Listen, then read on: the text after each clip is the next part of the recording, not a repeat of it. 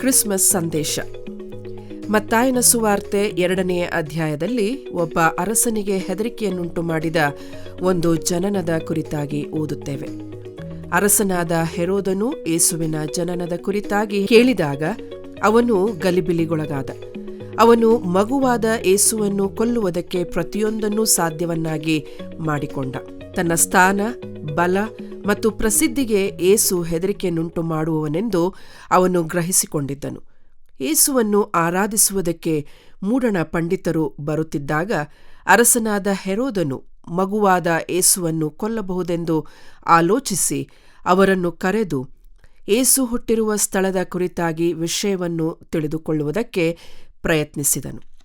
ಆದರೆ ಪಂಡಿತರು ಬೇರೊಂದು ಮಾರ್ಗವಾಗಿ ತಮ್ಮ ದೇಶಕ್ಕೆ ಹೊರಟು ಹೋದರು ಎಂದು ಸತ್ಯವೇದ ಹೇಳುತ್ತದೆ. ಕರ್ತನು ಅವರಿಗೆ ಧೈರ್ಯ ಕೊಟ್ಟನು.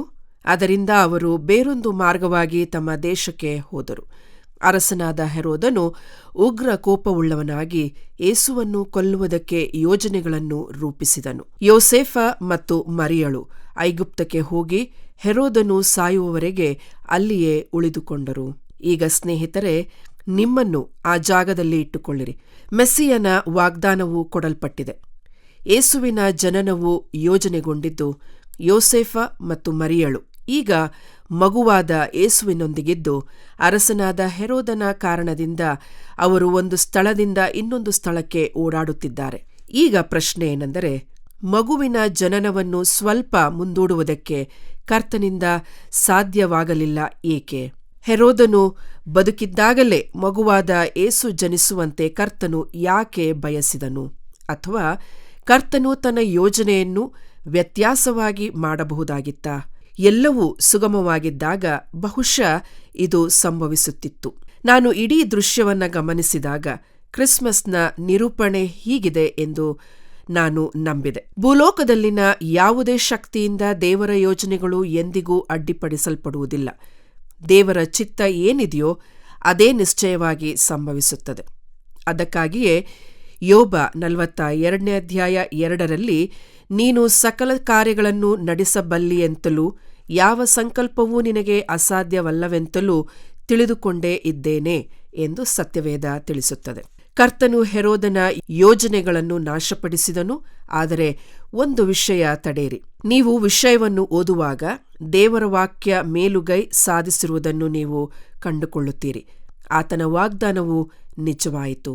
ದೇವರು ಸಂಕಲ್ಪಿಸಿದಾಗ ಅದು ನಿಶ್ಚಿತವಾಗಿ ಸಂಭವಿಸುತ್ತದೆ ಎಂಬುದನ್ನು ನೀವು ಇಲ್ಲಿ ಕಾಣುತ್ತೀರಿ.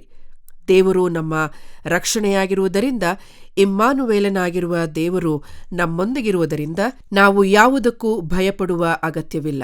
ಆದ್ದರಿಂದ ನೀವು ಕ್ರಿಸ್ಮಸ್ ಆಚರಣೆಯಲ್ಲಿರುವಂತೆಯೇ ಈ 2 ಸಂಗತಿಗಳನ್ನು ನಿಮಗೆ ಜ್ಞಾಪಿಸುವುದಕ್ಕೆ ನಾನು ಬಯಸಿದೆ. ನಾವು ಕೆಲವೊಂದು ಆಶೀರ್ವಾದಗಳನ್ನು ಅಥವಾ ಪ್ರಗತಿಗಳನ್ನು ಸರಿಯಾದ ರೀತಿಯಲ್ಲಿ ಬಯಸಬಹುದು, ಆದರೆ ದೇವರು ಪೂರ್ತಿ ಚಿತ್ರಣವನ್ನ ನೋಡುತ್ತಾನೆ. ನಾವು ಕಡಿಮೆಯಾಗಿ ನಿರೀಕ್ಷಿಸಿದಾಗ ಆತನು ನೆರವೇರಿಕೆಯ ಸಮಯವು ಆಗಾಗ್ಗೆ ಆಗಮಿಸುತ್ತದೆ ಮತ್ತು ಅದು ನಮ್ಮಲ್ಲಿ ದೊಡ್ಡದಾದ ಮಹಿಮೆಯನ್ನು ಉತ್ಪಾದಿಸುತ್ತದೆ. ಹಬಕ್ಕೂಕ 2:3ರಲ್ಲಿ ಅದು ಕ್ಲುಪ್ತ ಕಾಲದಲ್ಲಿ ನೆರವೇರತಕ್ಕದ್ದು ಎಂದು ಬರೆಯಲ್ಪಟ್ಟಿದೆ. ನೀವು ನಿರ್ದಿಷ್ಟಪಡಿಸಿದ ಕಾಲದಲ್ಲಿ ದೇವರು ಕೆಲಸ ಮಾಡುತ್ತಾನೆ ಎಂದು ಯಾವಾಗಲೂ ನಿರೀಕ್ಷಿಸಬೇಡಿರಿ.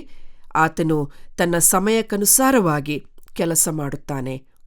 ಈ ಕ್ರಿಸ್ಮಸ್ ಸಮಯದಲ್ಲಿ ನಾನು ನಿಮಗೆ ನೆನಪಿಸುವ 2ನೆಯ ಸಂಗತಿ ಏನೆಂದರೆ, ದೇವರು ನಿಮ್ಮ ಜೀವಿತಕ್ಕೆ ಏನನ್ನಾದರೂ ಮಾಡುವುದಕ್ಕೆ ಇಷ್ಟಪಡುವುದಾದರೆ ಯಾವ ಪರಿಸ್ಥಿತಿಗಳು ಅದನ್ನು ನಿಲ್ಲಿಸುವುದಕ್ಕಾಗುವುದಿಲ್ಲ.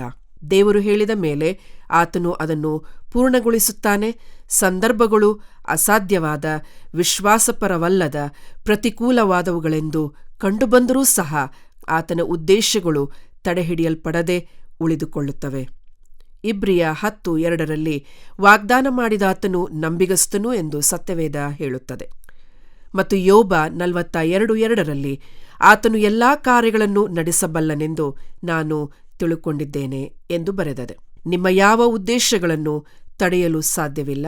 ಹಾಗಾಗಿ ನೀವು ಈ ಕ್ರಿಸ್ಮಸ್ ಕಾಲವನ್ನು ಹಾದು ಹೋಗುವಾಗ ದೇವರ ಕಾರ್ಯಾಚರಣೆಯ ಕಾಲವು ಸಂಪೂರ್ಣ ವ್ಯತ್ಯಾಸವುಳ್ಳದೆಂಬುದನ್ನು ನೀವು ನೆನಪಿನಲ್ಲಿಟ್ಟುಕೊಳ್ಳಿರಿ. ಅದು ಈಗಲೇ ಸಂಭವಿಸಬೇಕೆಂದು ನೀವು ನಿರೀಕ್ಷಿಸಿದರೆ ಆತನು ದೊಡ್ಡದಾದ ಚಿತ್ರಣದ ಕಡೆಗೆ ನೋಡುತ್ತಾನೆ. ಕರ್ತನಲ್ಲಿ ಭರವಸವಿಟ್ಟು ಉನ್ನತವಾದ ಕಾಲವನ್ನು, ದೊಡ್ಡದಾದ ಆಚರಣೆಯನ್ನು ಹೊಂದಿಕೊಳ್ಳಿರಿ. ನನ್ನ ಪೂರ್ತಿ ಫೀಬಾ ತಂಡದ ಪರವಾಗಿ ಕ್ರಿಸ್ತ ಕೇಂದ್ರಿತ ಕ್ರಿಸ್ಮಸ್ ನಿಮ್ಮದಾಗಿರಲಿ ಎಂದು ನಾನು ಹಾರೈಸುತ್ತೇನೆ. ದೇವರು ನಿಮ್ಮನ್ನು ಆಶೀರ್ವದಿಸಲಿ.